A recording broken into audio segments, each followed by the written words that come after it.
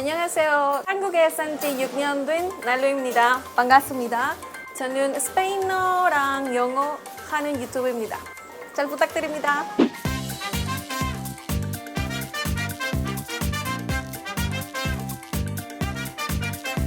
I love kimari.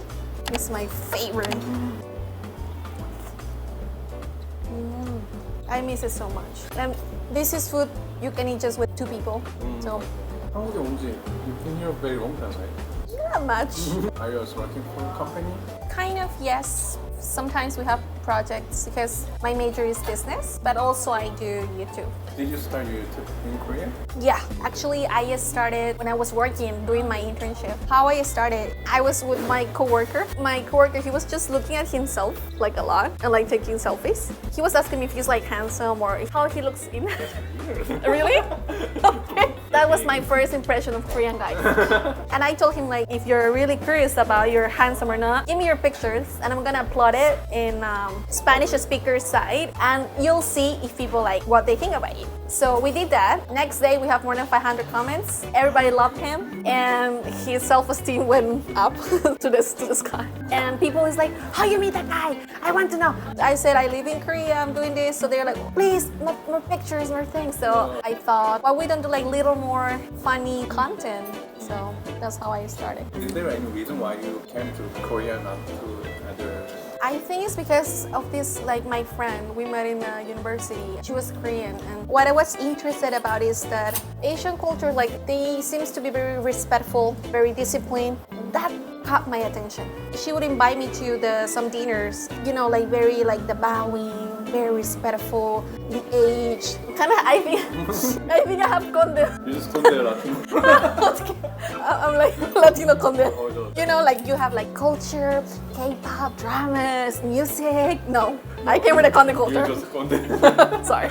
I don't know, something captivated me, how it sounds, and we clicked so much with her. Like, even though we're so different, actually I never planned to come to Korea. I took the decision like 2 weeks in advance. Now it became 6 years. How many subscribers do you have? Right now, 1.2 million. Oh, it's like being a YouTuber.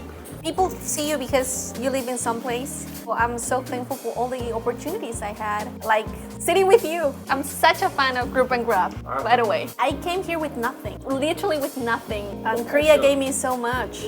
I'm so thankful to this country. It's not a like cliche, whatever, like 진심으로. What made you stay longer and longer?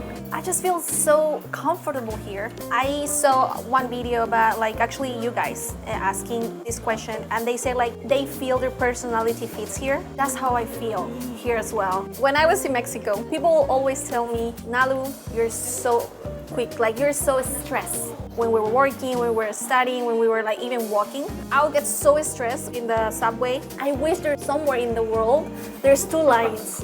I said that always. When I came here and that exists, that was the compliment. When I came here, nobody never tell me I'm fast or I'm stressed. And also, it's very safe here. These days in Latin America, it's not that safe, especially if you're a woman. So the fact that I am able to walk at night more than 10 p.m. here, or I can have my cell phone like this, that's wow.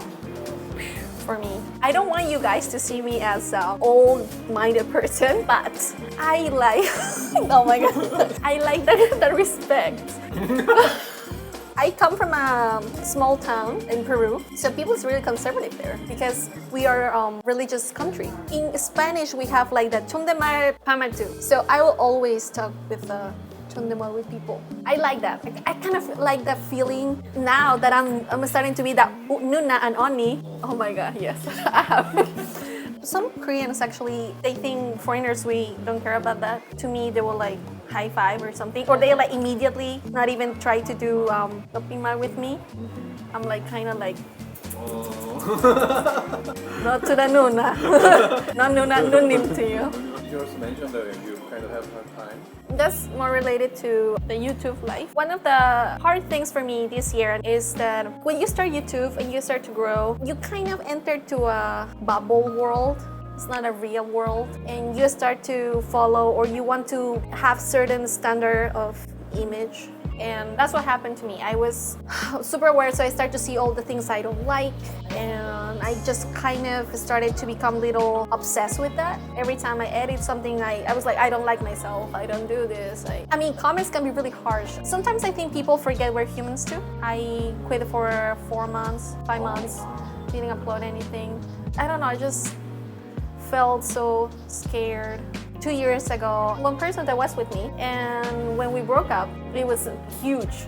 And they thought it was like Korean drama. I'm 100% sure that parents said no, or she got dumped, he's marrying other person. I was like, what? Wow. They make videos about it. They even took pictures of him. They never feel that's wrong. So at that time, that hit me a lot because I didn't know how to handle, I didn't know how to react. These days, if someone says something, I'm like, yeah, sure. It doesn't affect me anymore. I learn.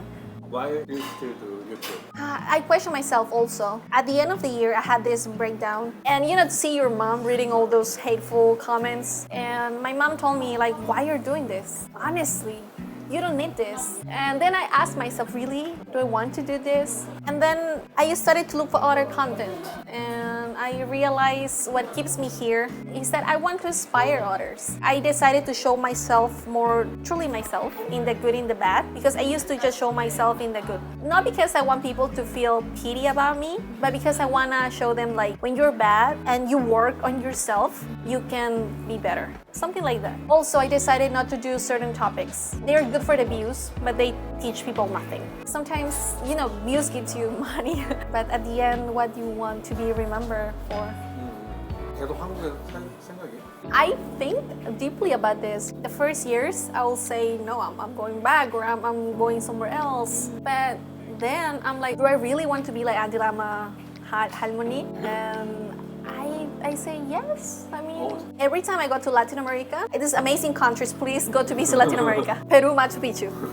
But by that third week, I'm like, I need to leave. I just started to miss Korea. I used to be really lost because when I'm in Peru, I don't feel my home there anymore. Because I left Peru when I was young. When I'm in Mexico, that's not my home either. So then I thought, okay, home is where your heart is.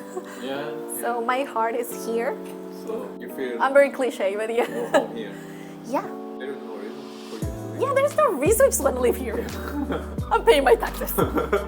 So my goal is I really want to, by the end of this year, learn Korean. Because I really want to learn Korea as a society member, like Bookming.